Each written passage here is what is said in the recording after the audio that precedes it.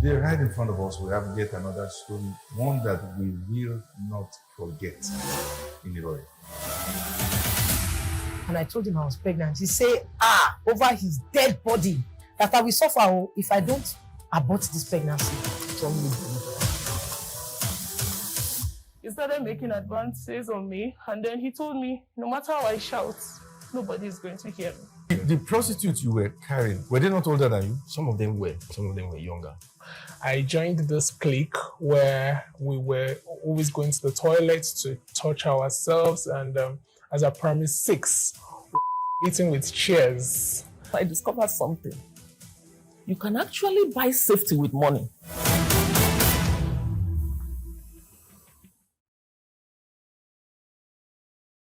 All right, good evening, everyone, and I'd like to specially welcome you for another episode of Stories. And so this is one episode of Stories we've had back and forth with as touching the time of recording. And finally, I'm here with the foremost Coach D. All right, so, but before we get into the story, I'd like for you to please sit tight because some of the things we'll be hearing today might be such that will make your heart race. I like to give that, counsel in advance. And I like you, just to reiterate again what the purpose of this platform is for. And I've said this often, that not everyone gets to have the luxury of telling their own stories by themselves in their lifetime. So when we have this opportunity, we hold it, so dear to our heart, and we are so privileged and excited to have you here today.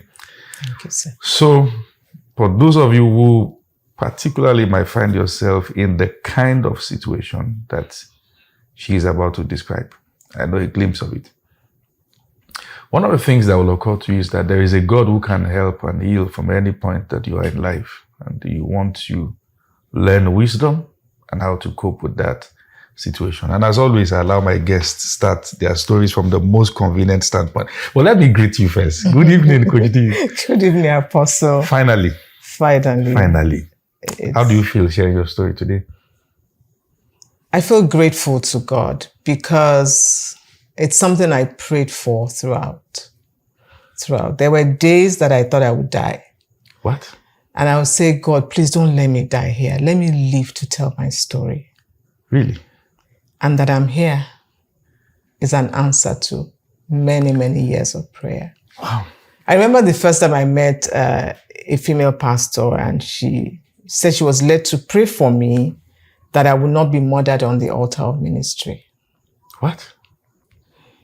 And I added that to my prayer.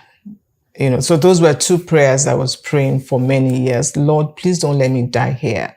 Let me live to tell my story, and don't let me be murdered on the altar of ministry. Wow. I would say Jesus Christ already died. I don't need to die. And that I'm here is a testimony to the faithfulness of God. Wow. It's also a testimony to the fact that there's healing on the other side of trauma. That's my hashtag. Because I recently started an Instagram page, No More Abuse. And my hashtag is there's healing on the other side of trauma. Because I have been through trauma and I'm here standing healed. Wow. I got married to a pastor. I'm a former pastor's wife. And I'm not the only pastor's wife who's been through trauma. There are many others. Some I've met, some I haven't met, some I've heard their stories. But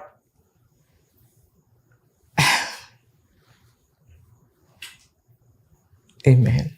I'm a former pastor's wife, and we married as believers. We didn't marry as unbelievers. I was raised Muslim. And as a Muslim, I had a divine encounter that changed my life totally. And even throughout my marriage, every time I wanted to quit, God would bring that picture back to me and say, just hold on, just wait. In the fullness of time. My marriage was very toxic, very abusive. I know some people will be listening to me and say, no, that cannot be That cannot be. Because to the world, my husband was the epitome of humility. My husband was the epitome of, he was, some people actually called him the perfect gentleman. But at home, to me and my children, he was a monster. That's a big word. It is a big word. And I use it with intention because that's what he was. He was a monster to us. Regrettably, I didn't say anything. And I carried myself as if everything was okay. I wore my wedding ring with pride in quote. But nobody knew what I was going through except for my children. So just before we get into this, was it like that from the beginning or it got bad somewhere along the line? The very first letter he wrote me, because I met him when he was doing his master's, the very first letter he wrote me, he said, I need you to, it was an instruction, I need you to go study Proverbs 31. But at the time, I didn't know that what he was telling me was that I need you to be a slave wife. Yes, no. So, for the sake of the people, okay, just some clarity. That letter, was it written to you while you both were singles or Yes. while you were married? While we were single. That was the first So he letter. said he needed you to go study Proverbs 31. 31. So You feel the Proverbs 31 woman is a slave? well, now I do. Not that she was a slave, but she did everything. She was the wife, the cook, the cleaner, the everything. So that was the message. But at the time, I didn't know. I thought it was very spiritual. Oh, because, we all want to be like the Proverbs 31 woman. So I thought he was being very spiritual. And I diligently studied the Proverbs 31 woman, wanting to be like her. Forgetting that this woman she had people around her helping her. Yeah. So from the very beginning, he knew what he was looking for, but I didn't know.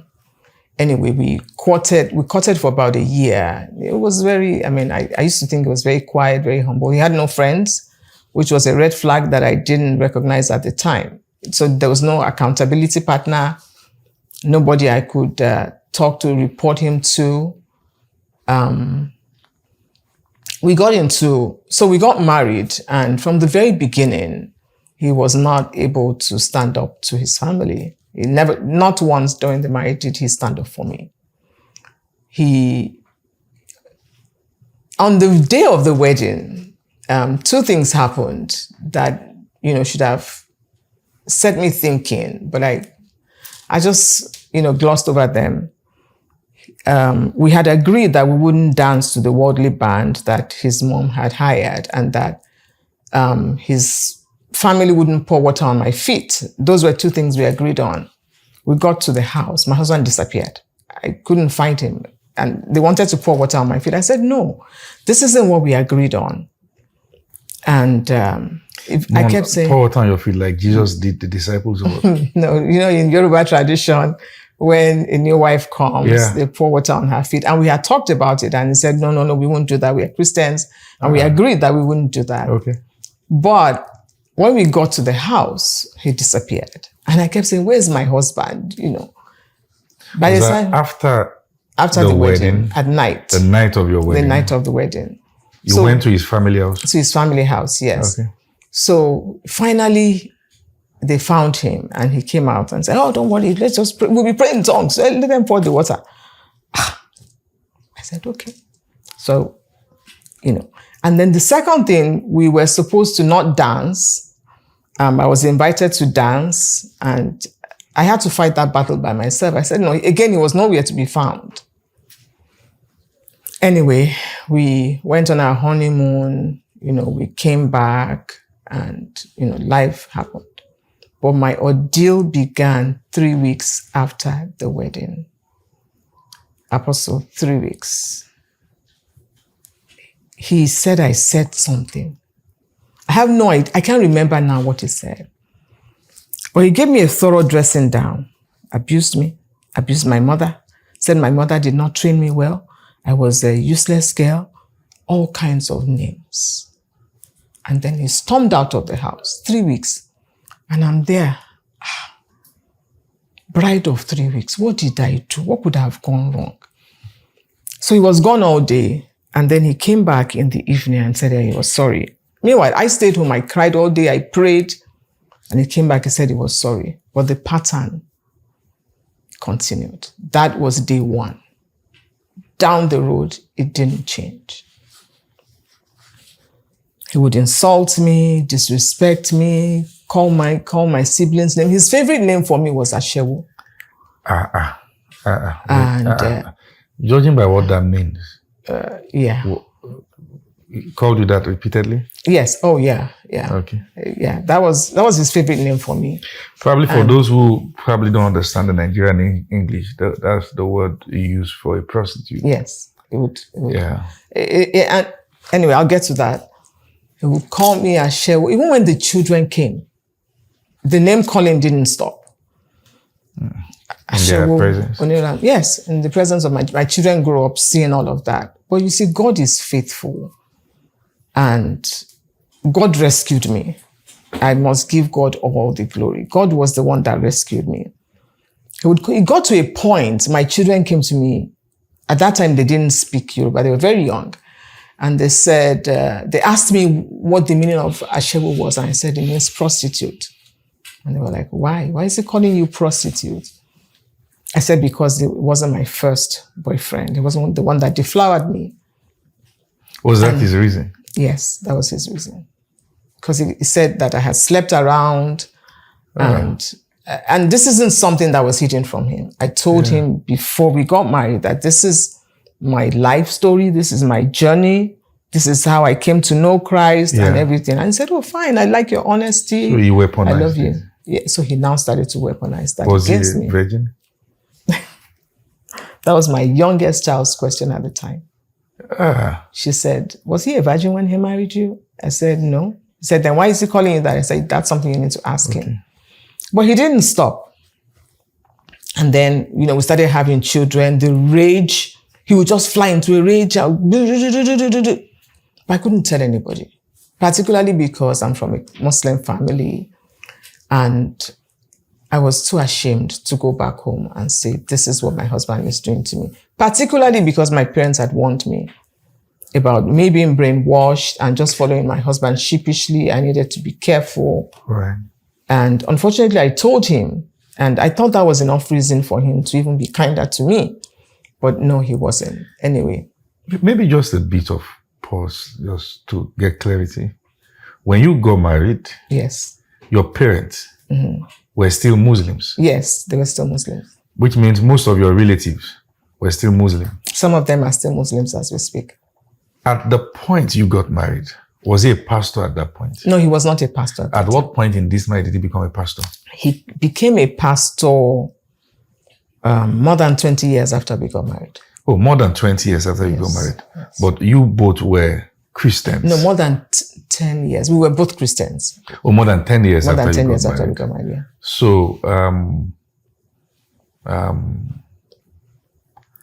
you now converted from Islam. Yes, I converted from Islam to Christianity. Yes, before I met my husband. Before you met him. 2 years before I met him, I was saved. Yes. So meaning that before you met him, you had a family that, of course, will be hostile towards you because of change in your worship. Right. I actually went through persecution, very, very difficult one, but to deal with. Yes. And now you're marrying a Christian. Yes. And now in that marriage, there's abuse. There was abuse. A lot of it. And you couldn't go back. No. To your family of other faith. No. To tell them what you were facing. No, I couldn't. Because they will mock you. Yes. And particularly because they had told me that this man is not reliable. We don't see him as a reliable Which means person. for most part of this marriage, it was a lonely road that you couldn't go back home to tell them. There was nobody to talk to. Okay. Nobody to tell. All right. Not even friends. And even in church, when I would tell some of the older women, that's how men are. You just have to endure, fast and pray. That's how men are. In what context? That men are unkind, generally unkind. Men are abusive. And it was difficult for me because I'm coming from a Muslim background. Even in the Muslim background, I know men who are gentlemen and don't abuse their wives. So why, as a Christian, am I facing this? And these were questions I had for God. A lot of times I didn't get an answer, but God will show me that revelation that brought me to him and say, stay the course, stay the course. So I stayed. And in my heart, I was building my home. The wise woman built her home. These are some of the scriptures that my husband quoted for me all the time. He would threaten me with divorce. He would threaten to go report to my parents that, I wasn't a good girl. And who wants their parents' hearts to be broken? I didn't want my parents to, So he ruled me with fear. For him, it was control and power. I came looking for connection. I came looking for peace. But he wanted control. He wanted power. He wanted to control who I spoke to. If I went out and I was late in coming back, I had to explain where I had been. I remember one time I was in traffic with a friend, a neighbor in our neighborhood, and we were in traffic till late. I came back. He accused me of stopping to sleep with some man somewhere from the very beginning. So throughout this marriage, there were suspicions. Yes. Always. It never stopped. It never stopped. I worked in a law firm in Nigeria, and I went to Abeokuta with my boss once. Until tomorrow, he tells me that the man took me to Abeokuta to sleep with me. Oh, wow. And no explanation. Nothing I did was good enough. It was always complaining. But I couldn't tell my parents. I couldn't tell my siblings. I couldn't tell them that he was very unkind to me. When the children came, I stopped working. One day he just quit his job. He said God told him to start a law firm. Well, we started the law firm. And no briefs were coming. I ended up becoming the breadwinner. I was making cakes. At a point, I became a butcher. I was selling cows. I had a guy who would go buy the cow, kill it, would sell it. You sold meat? Yes. You sold meat? Yes. You? Yes. What? Because I was raised by a mother who was very generous. My mom was extremely generous, even though she was a Muslim, until the last week of her life. So from very young age, I learned to be generous. So for me, what I was doing was just being generous, giving to my husband, supporting my husband. In the days you were the breadwinner in the house, did the abuse stop? Oh, no. It didn't stop. Because then he would say things like, is it because you're the one bringing in the money that I can't talk? So he trained me to not speak. He silenced me. I've had a sermon on narcissism, and one of the things that was said is that the narcissist is very calculating. They train you to not speak. So I was trained to not speak. I became silent in my own marriage. And of course, he wouldn't do it when people were there. To the world, we were the perfect couple. In fact, 2 people have told me that they're surprised our marriage broke because we were their example. And I said, well, unfortunately, you only saw the parts that we presented to you. You didn't know the reality, but this is my reality, that my marriage was toxic, was abusive, extremely so. Not just the name calling. In 2001 was when we relocated to America. My husband promised heaven on earth. He's one that will promise heaven and deliver a nightmare throughout. And I had no one to talk to, but that's when I learned to pray. And I would, my favorite song was, my eyes have seen, my ears have heard, the words of my mouth shall be praising the Lord. And I would say, Lord, one day I would tell my story. I have to tell my story. And I would have the assurance that I would tell Just my before story. we go deeper. Yes, sir. And because of my experience also listening to stories, hearing stories and feedbacks, maybe there might be some. Now, this question is not in a way to justify what you've gone through. But did you at some point maybe feel or felt that maybe were there things that you felt you did that also contributed to the abuse? Even if I didn't do anything, Were there mistakes from you? Nobody is perfect. Yes, definitely. Right? Nobody is perfect. So maybe I would say something out of turn that would offend him, but he would capitalize on that and use it more. So if I said, what is it? He would say I'm rude, I'm disrespectful. So you've described plenty of verbal abuse, emotional abuse. Was there physical abuse also? There was. One time we were going to church. It was a Wednesday. And we were driving to church. It had snowed all day. We lived in a city where, it snows a lot. It had snowed all day. As pastors? Yes, as pastors. Okay. We were going to church. Yeah. And then he turned around and slapped me and said, you disrespected me in the afternoon. And I said, what? So I quickly opened the door. I wanted to jump out. Unfortunately for me, my trench coat got caught in the door. Oh. And anyway, I got out of the vehicle and left my coat. Somehow my coat fell, but he drove off. Leaving you in the snow? And left me on the road, yes. On the road. So yes. Without your coat, it means you were exposed to the cold. I only had my just the both of you in the car that day? Just both of us in the car. Who preached that day? I don't know. Because I was not in church, but I believe he preached. I mean, for him, that's no big deal. He would give me a thorough dressing down on a Sunday morning, abuse me, send me to my parents, and then get on the pulpit and preach on Sunday. Many times we would have services, revival services, and he'll be leading prayer points. I'm in church and I'm crying, Lord, deliver me.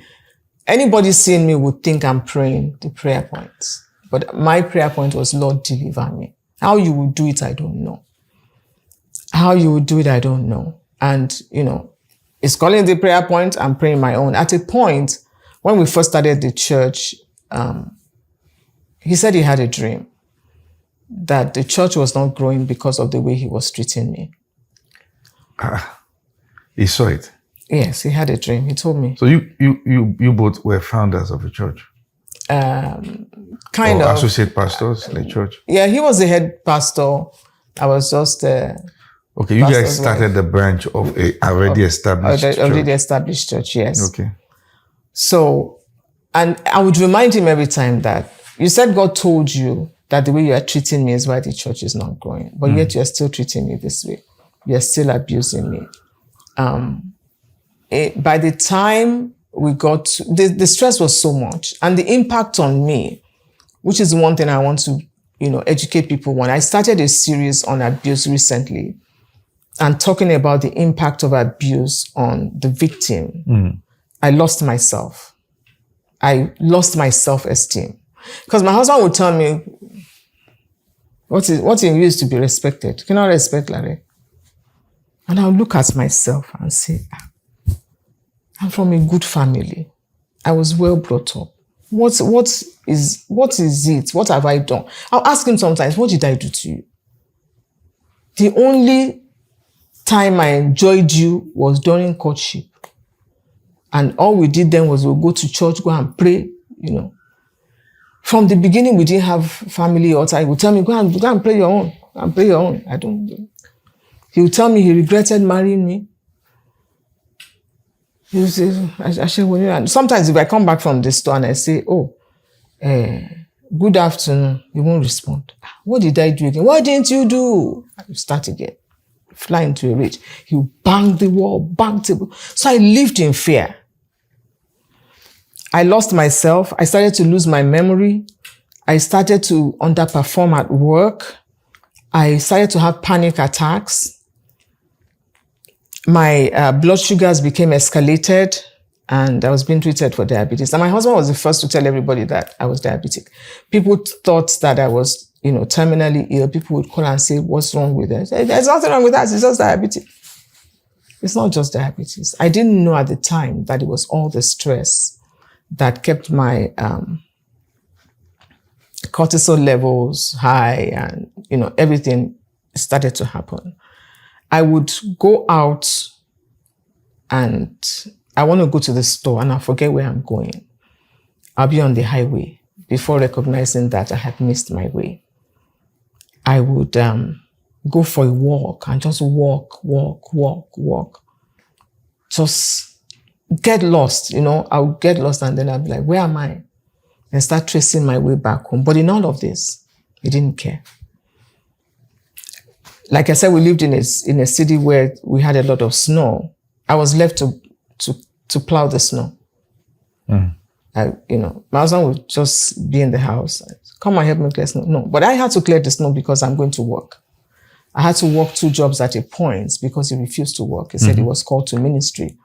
We were suffering. My children were suffering. No food. Was the ministry paying the bills?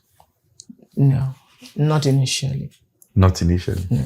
I had to work 2 jobs. Even when the ministry was paying, it still wasn't enough. But anyway, we kept managing. We got to 2019. And before that, he was accusing me of sleeping with a pastor in town. And he was telling everybody. He would go to this person and say, she's a prostitute, she's sleeping around. I said, I'm not sleeping with anybody. Since the day I said I do, no man has seen my cleavage, talk less of sleep with me. That no. Triangulation. He would invite people into the marriage, turn them against me. I lost relationships. I didn't know why. Some members of church would be disrespectful to me. I would later find out that my husband was talking to them about me. And I'd be like, God, what is all this? So he was accusing me of sleeping with another pastor in town. And he was telling everybody that, he caught me red-handed. I would say, when, how, where? He won't be able to say. So in 2019, something happened in church that the church almost got emptied. People were going to leave the church. Anyway, we resolved the issue. And because of that stress, I became very sick. Very, very sick. I remember going to London and passing out. Thank God my daughter was with me. And she just heard a thud in the shower. And she said she thought it was maybe the body wash that had fallen. But when I didn't come out, she now came in and saw me. You slumped? In the bath. And she screamed, and somehow they revived me. And the doctors came to check me. When I came back to the United States, for him to take me to the hospital was a problem. But luckily, my daughter was able to take me. The day he left me on the road, he was gone to Bible study for 1 hour. I had to call my children to come pick me up on the road. I was shaking. I was so traumatized. I didn't know that I could survive. So I think the first time I left was in 2018. I said, I'm done. Because that day he said he was going to beat the living daylight out of me. I said, before you beat me, let me just go. So I left the house. And I remember sleeping in a hotel. He called my sister. My sister called me, spoke to me and said I should go back. So I went back. It got worse. I left a second time in 2020. No, in 2019 was when the incident happened. 2020, I left again. And I said, I'm not going back this time. We have some friends who are pastors. They called me, spoke to me and said I should come back. So they came to the house with us. They came to visit us at home. And the pastor said both of us and him should go to the church. So we went to the church. And he took us to the altar and said, let's bury everything here tonight. And we prayed and they said, oh yes, we buried it. The moment they left. Yeah. You bury what? Bury everything. No counseling, no healing? No, he counseled us, and said, okay. Were you able to open up about the things you were going through? Oh yes, I did. Did he acknowledge the things? No, he would deny. And if you ask him today, he would say he didn't do anything to me. That I just left the house. Yeah. So you buried it there? So we allegedly buried it. The moment the pastor and the wife left, he started again. And he'll say, well, you went to report me. I will deal with you.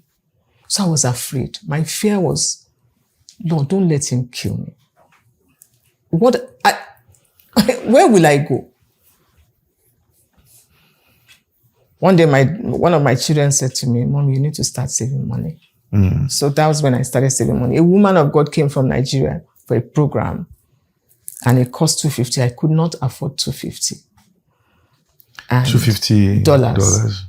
And I remember her saying that if as a woman you don't have $250, it's a disgrace to us as women. That was the day I decided that I will have. People kind of get quite emotional when such statements are uttered, and particularly because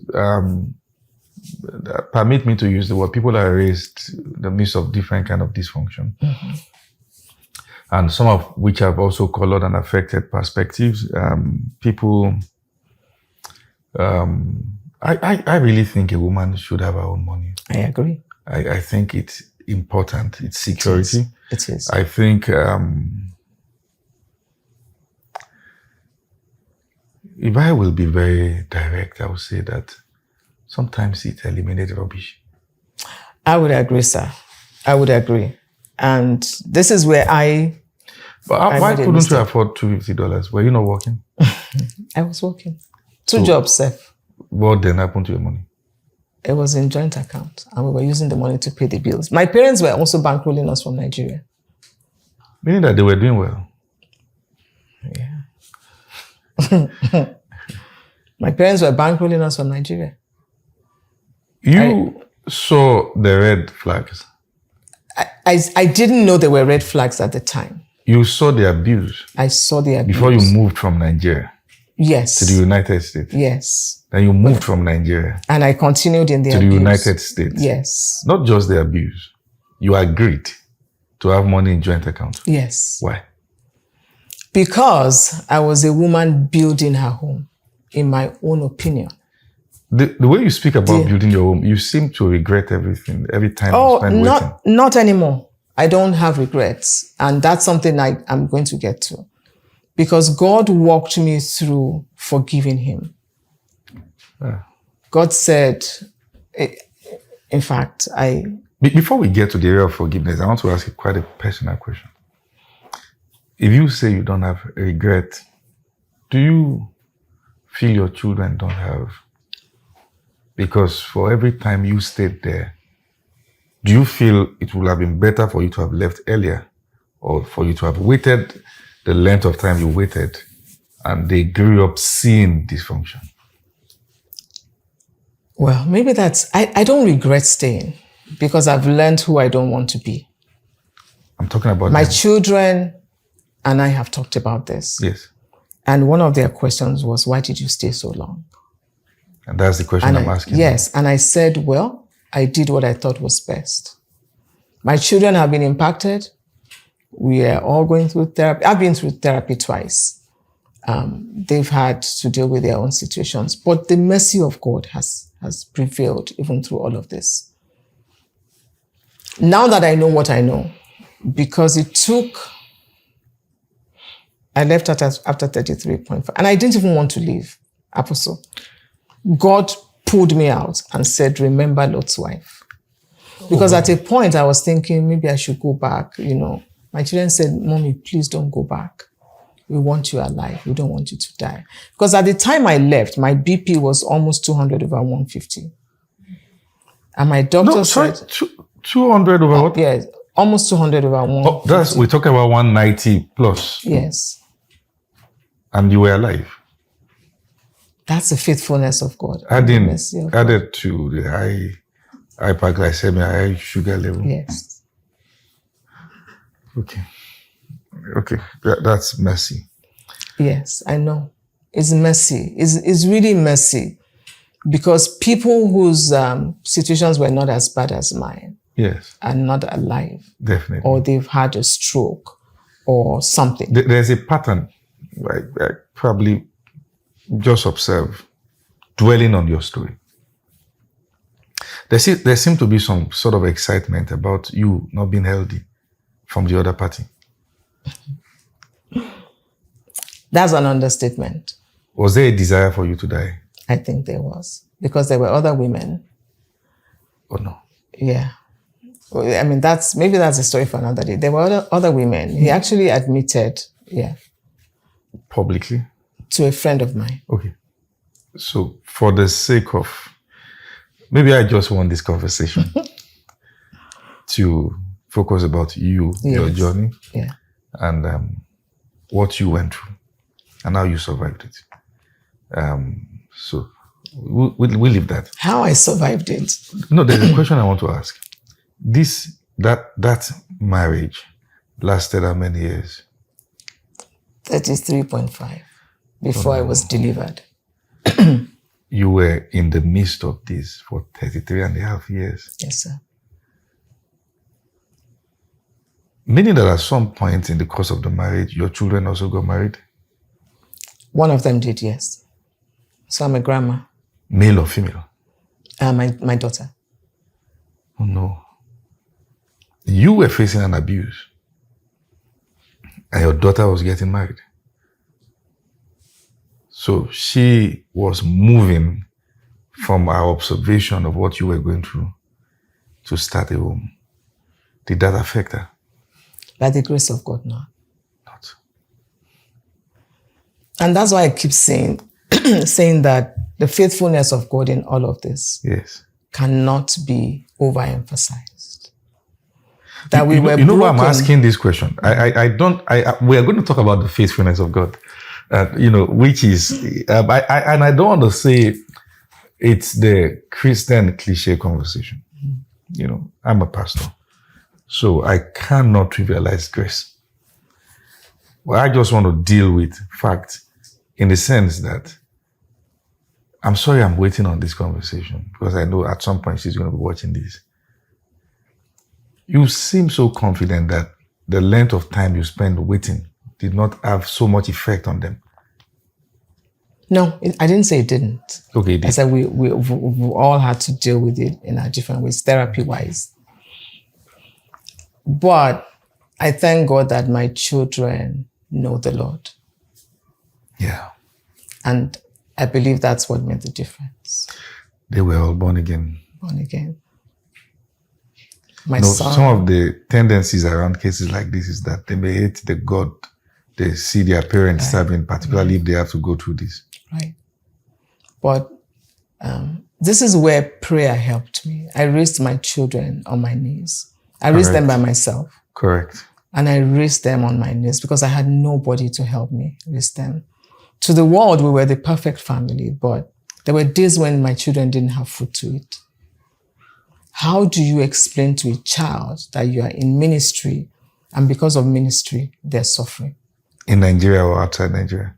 In America. In Nigeria, things were easier because my business was good. I was making cakes. I was making a lot of money. So things were okay, not good. Don't let me say perfect. But in the US, particularly when he decided that he wasn't going to work at all. Yeah. Things were terrible. Even in Nigeria, before God gave, because the cake business I did was given to me by God. God said, start making cakes, and he prospered. Maybe another question I might ask, just for clarity. Who came to the US first? We all came at the same time. So there was no dependent? Mm-mm. Both of you had access to work? Yes. Initially, he did contract jobs, but when he was called to start the church, he would just quit a job and say, I need to be full-time pastor. God has called me to be full-time. And we would start over. Who were you accountable to as a family? Nobody. In the days Even the people that I was accountable to, he made sure he cut them off, very calculating. He would say, oh, this person, I had a vision that they have witchcraft. Stay away from them. You had people that you were accountable to. Initially, I did. That loved you before you got married. Right. And you had to cut off from all of them. Pretty much. Because he was systematically cutting off my support system, and I didn't know it. I didn't know about narcissistic tendencies until a friend of mine said, have you heard of narcissism? I said, no. And she said, go and study it. And I've been researching and studying it for the last 5-6 years. It's quite a deep reality. It is terrible. Unfortunately, it's a veritable epidemic in the church right now. Yeah. Everywhere I turn, I've turned in the last 5, and that's why I do what I do. That's why I help women to heal. Because you can truly heal from these things. Honestly, you can with the help of God.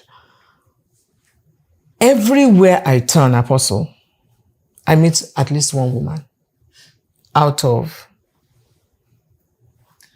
3-5. What do you think the problem is really? Is it the way these men are raised? What do you think the issue The way is? the men are raised, we spoil our men. We teach our daughters to be Yes. good wives. Yes. We teach them to serve their brothers. And sometimes the men are the golden child. You can't touch them. You can't, like mine was a golden child. So it gets into their head. He had this sense of grandiosity. This is how my husband worked. Or he would walk with his hands behind him. Yeah. As a It's the delusion son. of grandeur. Yes. Very, anybody comes to the house, the moment they leave, he runs them down. It runs who down? People that come to visit us, once they leave, he runs them down because of that sense of grandiosity. Nobody's as good as him, not his wife, not his children. We can't tell him what he's doing is wrong. I remember one time, one of my children said to me, "Daddy, what you're doing is not good. How you are treating mommy is not good." Says, "Amy, you are talking to like that." And he flicked his finger at her and said, "You will see. You don't cross him. He doesn't forgive a slight." Sometimes every time I've had this conversation, we talk about the effect of marrying a narcissist on the both partners, either of the partners. Right. I'm yet to have a conversation where we really look at the effect of having a narcissist as a father. or as either of the parents there. Because there is permit me to use the word, the African construct, where children are raised not to ask questions, Right. not to tender their sincere, also humble opinion, not to speak up. Let to be seen and not heard. Yes. That's if you are even seen. Just exist. That's the culture. I'd like for you to say something to that. The impact on the children is huge. I have a few women that I'm working who have children, little children, damaged. And when I think of the impact on my children, if it had not been God, my children would not be where they There are. was a case a few weeks ago in Nigeria. A man was maltreating the wife, so she escaped with her child. And he begged and invited her to come back so they could talk. Came back, they had conversation. Then he went inside and picked a rope. And right in the presence of the child, strangled the woman to death. I have raised against the culture on ground. And I've been called names for it, and I really don't mind. Because the culture is that a woman is only judged as virtuous if she stays in the midst of abuse. Right. And when women have to leave and walk away from that, they are even not fit for any position in church. Correct. They are not considered for the nations, even when they are the victim. Right. You've dealt with many of these people, and because I still want you to get into the issue of the grandiosity around the way our men are raised, and you are experienced. I've been on your YouTube platform. I've seen the things you're doing. You've been able to walk out of this fire. Speak to the way men are supposed to be raised, particularly now that things are the way they are. Apostle, I think is beyond just raising them. I think is instilling in them the fear of God. A man that has no fear of God will abuse his wife and children. Yeah, true. 2 Timothy chapter 3, 1 through 5 talks about what to expect in the end times, and abuse is there. Yeah. A man, or even because abuse has no color, abuse has no gender. It could There's be no either way. race. No, it could be either way. Yeah. I mean, when I was in therapy, I met a woman. She's been in it 40 years. She's lost her mind. She's been inside the abuse for 40 years. Yeah. And my question to her was, what are you still doing there 40 years? She said, what am I going to do? My pay is only 25,000 a year. Where am I going to go? And that's why I'm praying that God will give Noma money. And I want to open a home for women like that to find a refuge. Because when a man does not... You want to open the home in Nigeria or in America? In both. Okay. Both. Yeah, we want to come and open a home in Nigeria. We're trying to work on it. Okay. But also in America. I remember I was at a women's program. I was speaking there, and something about, if you won $1 million, what will you do? I said, I already know what I want to do with it. I was still even in my marriage at the time. I said, I want to open a home for women in abuse. And I'm believing God. Because whether it's a man or a woman that's the abuser, the problem is they do not have the fear of God. You cannot say you love God and insult somebody else. It's not possible. You know, one time when I was asking God why my husband was like this, God said the problem is that the flesh is Lord in his life. Mm-hmm. So if we raise them right and we don't teach them to fear God, we'll still have the same result. Yeah. So it goes back to our men need to know what it means to fear God. I have a video on my channel. Why are the fathers silent? And the fathers in the church are not saying anything. When I left, for example, I told my husband I was going to training. I had a training in Texas. And that one was a whole drama. You know, that morning, I remember it was yelling at me. Anyway, I just left him alone. Most of the time, I just look at him and be like, well. So in the evening, I told him that this is what I'm doing. I'm going to my head office for a couple of days to meet with my superiors, and then I'll go to, you know, my training. And then he went on a mission trip. When he came back, he told everybody that cared to listen that I just left the house. He didn't know where I was. And that he was calling me and texting. At that time, I was very sick. I couldn't even take anybody's call. I was very sick. Those were one of the times I thought, you know, and I kept saying, God, don't let me die.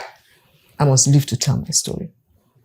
He's been all over the place. You know, he told my adopted sister that, you know, she's a prostitute. I said, from where to where? So he went on a smear campaign. And meanwhile, in the marriage, he would always say, meaning by the time I'm done smearing your name, nobody will buy you for a penny. And I'll say, what did I do to you? I've had 3 children for you. The second one, I was in labor for 2 weeks. What did I do? 2 weeks? Yes, 2 weeks. And what did I do? Can't you even, because of that, have mercy on me? Show me kindness. A pastor came to our house from Nigeria, knelt down and begged him. What did this woman do? Whatever she has done, forgive her. He said, no, she didn't do anything. It's okay. Could it be that I wasn't attracted to you? Anyways, that's not Apostle, also a basis. We married by revelation. By what? By revelation. How do you mean? He had a dream. He saw me and the children we were going to have. And God showed him where he would meet me. But if you ask him today, he will say it's the devil that showed him the dream. Ah. That God told him it's Hosea, I should go and marry a prostitute. That was a prostitute. He went as far as telling my friend's husband in London that I'm a prostitute. That one went to the pastor and told them that his wife is friends with a prostitute. So my name is everywhere that I'm not a virtuous woman. He wrote, anyway, he went on a smear campaign. He called my father in the Lord and said, Daddy, Dapo has left. I don't know where she is. He knew I was with my sister. And he told my father-in-law that I was having an affair with another pastor. Now he's forgotten the other pastor he said I was sleeping with, that he's told everybody. And my father-in-law said, okay, let me talk to her. He called me, said, I've spoken to the man. Your husband is saying you're sleeping with that. The man said it's a lie. Anyway, the man is many miles from me, but everywhere. If I look to the side, we're driving together, and I look to the side, he will say I was winking at the man in the other vehicle. So when we are driving together, this is how I sit. So I'm not accused of looking at somebody else. If I'm not sitting like this, I'll be looking at my phone. Would that be obsession? Anyway, it's part of narcissistic tendencies too. Anyway, my father-in-law said, go back. I said, Daddy, I'm not going back. Because he had now called my sister and said, I'm not going to look for her, blah, blah, blah, blah, blah. My sister refused to tell me the things he said because she was still hoping that, But she did tell me that he said he wasn't going to look for me, and it's been more than 2 years now. He's not looked for me. Told my father-in-law all kinds of things. So I spoke to Daddy and I said, no, Daddy, I'm not going back. That this is what, blah, blah, blah, blah, blah. Said, I'm not cooking for him. I said, well, how would I cook for him? He said, I want to poison him. So let me just not put because if he gives himself poison, I'm the one that will be arrested. So I'll go and order food, put it in the fridge. There's food there. So my father-in-law said he told him to go look for me and, appeal to me to come back. And instead of that, he wrote to the leadership all the way to the top and accused me. No, before he did that, he was sending text to the man, to the pastor that I was accused of sleeping with. Sending him texts, a man that commits adultery with another man's wife, all kinds of things. Sent him a video of a woman in polyandry. And the man now called me and said, Madam, what's going on? I said, what happened? He said, your husband has been sending me texts. At first, I thought his phone was hacked. Oh, wow. And I called him, he didn't pick up. So I said, this is my trouble. Everybody says I'm sleeping with everybody. So the man said that he's disappointed because we're all friends and everything. It was after that, he now wrote to the leadership. So it's documented that I was having an affair, blah, blah, blah, that he was facing ministry, I was sleeping around. He copied the man, he copied the man's wife, he copied me. He sent a mail. Yes, he sent email. So I wasn't going to respond. God said I should respond. So I responded and I stated my case. This is what he has done to me for all these years and I'm not going back. Because by that time I had decided that I'm done. Did they try to invite the both of you? No. The man too responded. In fact, he responded and he debunked everything my husband had said. Because my husband said, I have not spoken to him in a long time. And the man stated the different times that they spoke. And my husband had called him, blah, blah, blah, blah, blah, blah. They didn't invite us to speak, to discuss. The church leadership never invited you both? No. To try to get into it? No. One of them called me and said, there must be full reconciliation. Remember the church you are pastoring. I said, sir, if I'm your daughter, after that, he has not called me. Reconciliation on the basis of the church you pastor in, Yes. not on the basis of your experience. Okay. One question I want to ask is, in the course of these 33.5 years of this marriage, did you have good times? Oh, my husband can give you good times when he wants something. Oh, okay. Oh, okay. Typical knack. Yeah. He would love bomb you, Do you have moments that you probably remember and just smile? During courtship, During courtship? yes. That's the only time I enjoyed my husband. Not. I told you, Pastor, my ordeal started 3 weeks after we got married. So there was nothing to enjoy. Although to the world, we were perfect. Because I lived a lie for those years. I pretended to the world that everything was okay when it wasn't. Even in church, there are days I would go to church and I would just be crying. I can't tell anybody in church because the pulpit does not have friends in the pew. Yeah. Nobody. Even the mother in Israel I had, she would say, let's fast, let's pray. We fasted. And that's typical Nigerian. The gap between the pulpit and the pew is wide. Very wide. Were you also preaching in church? After a while, I stopped preaching because I said to him, he will just come. You're on the schedule for this day. You are preaching. Yes, sir. And I'll preach. But after a while, I said that pulpit. Did you also preach about marriage? Oh, yeah, of course. And use him as good example? Of course. You don't do it when you get home, you're in trouble. You punish me with silence, emotional abuse, even financial abuse. Name the abuse. I suffered it. Okay. Sexual, everything. After some time, I said, I'm not preaching on this pulpit again. I said, this pulpit is desecrated. I said, we're lying to the people. You tell them you are praying for them, but you are not. You stand on the pulpit and lie. You say, hey, man, don't be saying I'm lying. I said, but you are lying.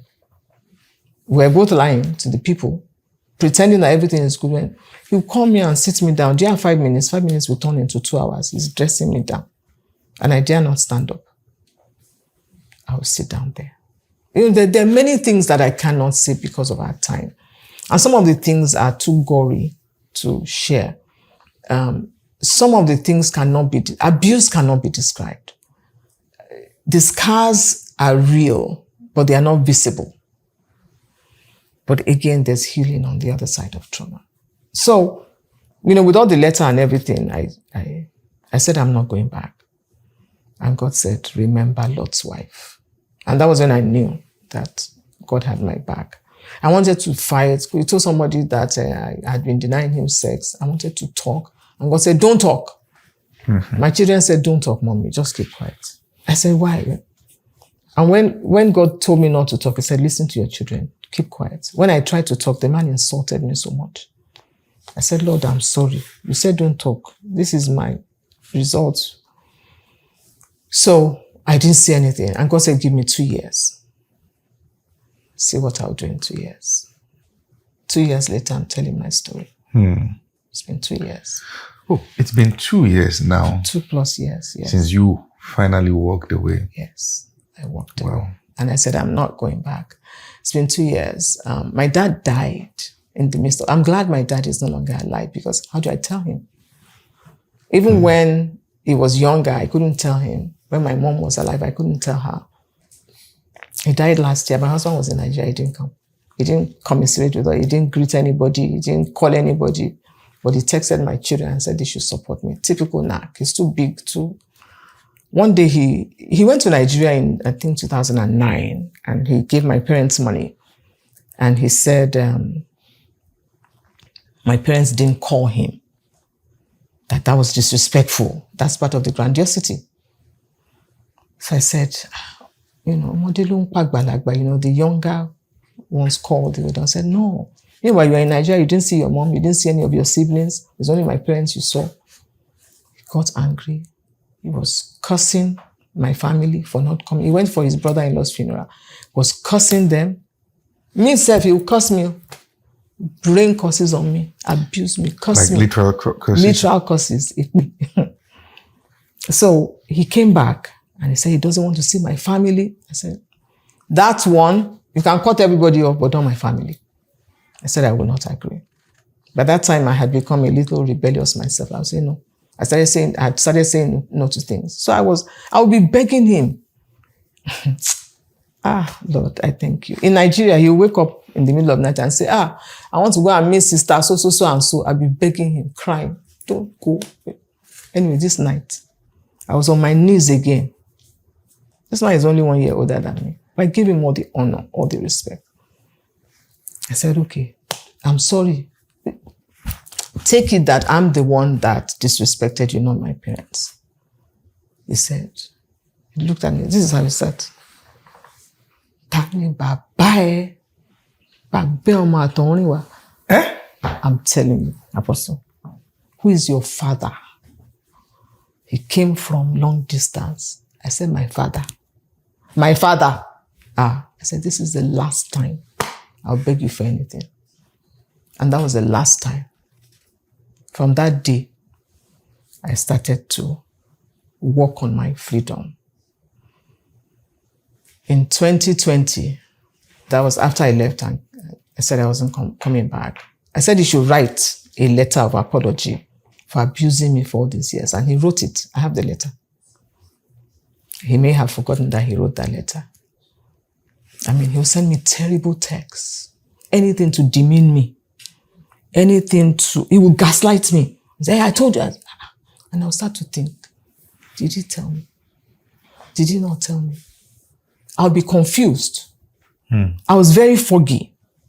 I didn't gain clarity until after I walked away. I'll be foggy. But the day he insulted my dad, I mean, he's been insulting my dad, little, but he said, Tani, bye-bye. I said, the pastor that told him that that's beyond him, he doesn't talk to the pastor anymore. Yeah, typical. He'll keep malice. Weeks, months, he will not talk to me. We'll be in the same house. One day, after a while, I moved out of the room because he wouldn't let me sleep at night. He'll wake me up and say he wants to discuss the marriage relationship. He'll open Ephesians. Wife submits to your husband. I'll be looking at him. You know I'm going to work in the morning. He will abuse me through the night. And one time I had to drive 1 hour to work, 1 hour back. That night, I don't know what he was thinking. He abused me thoroughly. And then in the morning, I went to work. He drove all the way to come and meet me. He's come to apologize. What can I do? But at that time, I did not know that I was demeaning myself for another man's insecurity. And that's one thing I want to encourage women. Don't demean yourself because of another man's insecurity. You can't help a man who is insecure. Nothing you do can be good enough. Nothing I did was good enough. Nothing. I went through so much pain. I would cry into my pillow and he would say, so let me sleep, let me sleep. I don't know what. I cried so much, Apostle, my eyes became unequal. When you see a woman whose eyes are unequal, she's in an abusive situation. I didn't know that, but I found out through research. And then another nurse practitioner told me that she knows about unequal eyes. And I'll be asking him, this eye is smaller than this one. You see, you can't see it. Of course, he's not even looking. I cried so much, I had eye trouble. I would have PTSD. Yeah. Sometimes I'll slip into depression. I'll just be sad. One thing I'm grateful for is that God kept me from doing anything damaging to myself. I'll be wondering if I died, who would take care of my children? That's when they were still little. But here I am today. After everything, God said, about 6 months after I left, God said, it's time to arise out of the ashes. He said, go and start listening to a certain minister of God. Go and start listening to his music. And the day my hero... Who is that? Call the name. Josie Oyeko. Okay. Yeah. When God said I should listen to Josie, I said, I don't like his voice. Okay. God said, that's who I want you to listen to. I said, okay. But when I started listening to him, I understood why. He's a man who understands not just God, but he understands the depth of pain. True. And is able to communicate through his songs. Yes. So the day God was going to set me free, I locked myself in the room all day. And I just played to sing. I cried. And God said, enough. And I got up. And I started a completely new journey from that day. But God still said, don't talk. When we got to the 1 year mark, God said, tell this person. And I told that pastor, and the pastor said, I'm shocked because I told your husband that he's so harsh with you. And that, he needed to let his ego go and be a Christian. But he didn't listen. And he's gone round even up till April, he's still calling people to tell them that, oh, I left him. Oh, I left him. Oh, the good thing is that God has helped you. He has. He truly has. I want you to share in a nutshell how you were able to move from trauma to the wholeness that you have now. How I was able to move. Again, it was God. Music was the first thing that God introduced me to. I've always loved music. I remember even in college, I joined Care Guides because of music. That was before I became born. So I've always loved music. But God introduced me to music in a different way. He gave me a man who knows God, who understands God, and he had me listen to him. And then he started walking me through forgiveness. And he said to me, you can't help people until you forgive your husband. I said, but I don't want to. He said, I know. I know you don't want to. And God started with, I forgot the name of the woman. He said, you can't, that unforgiveness is like drinking poison and expecting the other person to die. And I said, okay, Lord, I don't want to die. He said, then you have to forgive. Because I had become a bitter woman, and bitterness will take you to hell. I said, Lord, I don't want to go to hell. It's one of the reasons I decided that I wasn't going back. Because I know that if I go back, it will get worse. And he's waiting for me to come back so he can say, I didn't ask you to come back. You walked away, you walked back. But every time I remember Lot's wife. And she looked back. She didn't even go back yet. She just looked back and became a pillar of salt. That was the end of her story. My children have begged me not to go back. But I went from trauma to wholeness just by walking step by step with God and following his instructions. No man is an island. I found community with Light Nation. I remember a statement my first day in mentorship. Don't ever forget why you left. And I have not forgotten. I also heard anticipate the next move. Like with what I'm doing, I'm anticipating the next move. The senior campaign is going to go to the next level. But honestly, it doesn't matter anymore. Because what matters is what God thinks of me. I remember God said, you are accepted in the beloved. Rahab is in the lineage of Jesus. She was a prostitute. You are not a prostitute. I said, okay, Lord. What you think about me is more important than what anybody else thinks or what anybody else says. So I learned to walk with God again. I learned to look up again. and God said you will laugh again. And God has given me reasons to laugh again. It hasn't been, I was telling somebody that healing is not linear. Still, sometimes I still have some low days, You have your ups and downs.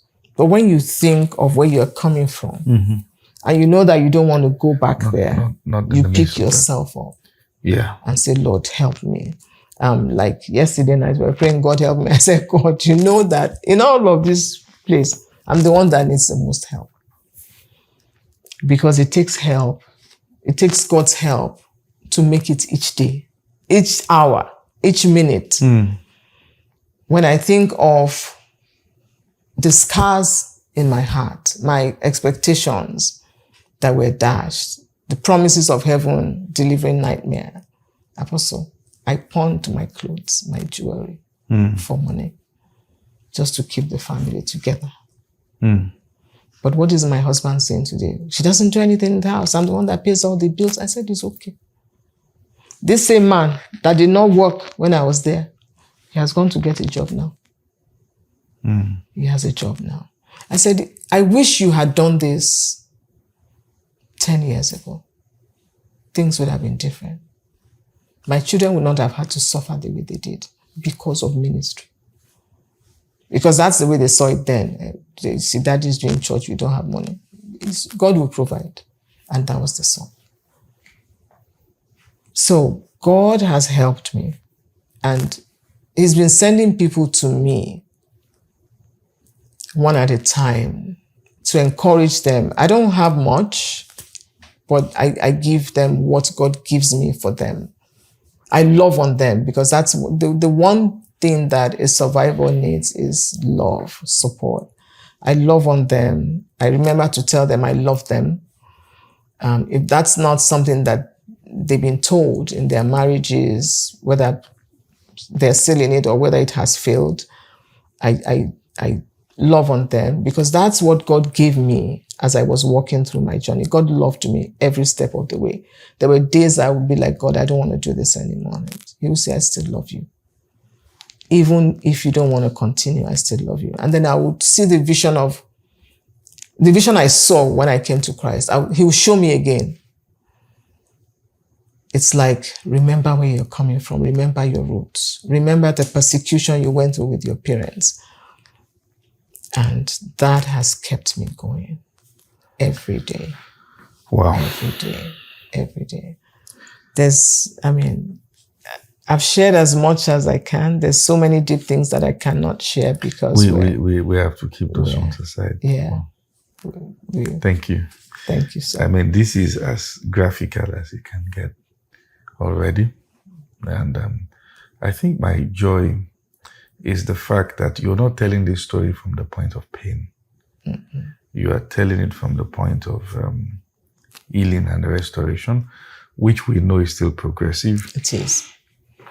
And I want to particularly thank God for you, how you've been able to convert your pain to purpose. Looking at how far God has brought you. These are not conventional stories. Our culture teaches us to die in silence. And you are good until you tell your story. Mm-hmm.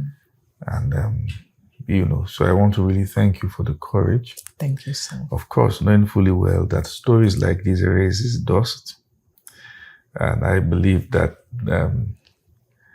should I say the word, we both counted our costs before having this story. All right. And then, of course, the things that follows, but nobody can kill your story. It's yours. My story is my story, and it's my reality. Yes. Nobody walked that journey with me. My children saw it. They walked their own part of it. Yes. Like I was telling you, when he flicked his finger at my daughter, she had an accident. Ah. And her car was totaled. My God. From that day, I said, please leave me to fight my battle. Stay out of it. Wow. Until today, they stayed out of it. Wow. They have not said one word, bad or good, on the matter, because it is my battle. Wow. And like you said, I've chosen to turn my pain into purpose. Mm. When I started the Empowered Woman, I was still with him. And when God told me to start it, I didn't know where he was going to take it. I told him. He actually helped me to choose the name. But then he would turn around and say, I don't know how to translate that one. Don't even interpret it. Don't bother. So when I came out and God saw that I was lucid, I was, he said, no, ma. I said, no, I wasn't. He told me what it is. No more abuse. I said, no, ma. He said, no more abuse. Oh, wow. Yeah. That's how you got the name. Yeah. It dropped it in my heart. No. And we're putting the links to access all our platforms from Instagram to YouTube on the screen right now, so you can be able to follow. She has very insightful conversations on our platform, and I've gone there to follow most of them. I'd like to encourage you. We don't have so many people around the world speaking directly to issues of abuses. It is either people are trying to speak to what they have not experienced, one way or the other, and all that. So, hey, I'm recommending that platform. And maybe for the sake of keeping this conversation where it is now, thank you for sharing your stories with us today. I know it takes strength. Not just to have a story, but to tell it. Because the forces of your story tries to keep you from telling it. Right. So I want to thank you. for the God. courage. Okay. And to everyone that works with you, your team, your coach D, so I know you have people behind the scene. I want to thank you again for the story. We have to keep it at this point today. And yeah, it is what it is, right? So, I personally don't like some reactions when stories are told. I say, he. I mean, people are going through abuse around us every now and then. We have family members going through abuse. Some of us are also joining them to abuse somebody because your brother is married to the person. You know, we join them to talk down somebody else's wife. You know, you are our brother's wife, so you are our wife. You know, we do all those things to ourselves. I think we have to learn kindness. Yes. Men have to be kind, women have to be kind. I've seen men who are going through abuse. Oh, yes. I've seen a woman slap the husband and, you know, backhand and front hand. And then I'm saying she eat. The man was sick. I've seen many things. I've seen things happen. It's a two-way thing. It's not the one size fits all. So just want to thank God for you and for telling your stories, and to everyone who have learned one or two things and you want to cry out. Yes, you can cry out. And that's why I'm recommending that platform. And there's also another platform I like to recommend, and that's Safe Space.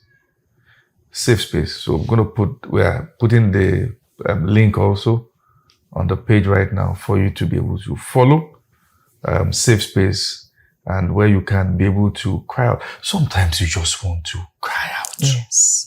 Yes. And you don't want to cry in front of people who say, "Hey, hold you." Mm-hmm. You know, sometimes you just want to release those things that you're going through, you know. So, hey, follow those platforms and invite someone to watch this story. You might not know, you might be saving someone from abuse today. Thank you so much, Coach D, for coming. Thank you. And I thank all our audience for watching this episode of Stories. Like, share, subscribe on this YouTube channel. And yes, more importantly, engage it so it can get across to as many people as possible across the world. Till we come your way again for another episode of Stories. Keep watching Stories. God bless you. Bye-bye. Today, right in front of us, we have yet another story, one that we will not forget in Iroy. And I told him I was pregnant. He said, over his dead body, that I will suffer if I don't abort this pregnancy from you. He started making advances on me, and then he told me, no matter how I shout, nobody is going to hear me. The prostitutes you were carrying, were they not older than you? Some of them were younger. I joined this clique where we were always going to the toilet to touch ourselves, and as I promised 6, eating with chairs. I discovered something. You can actually buy safety with money.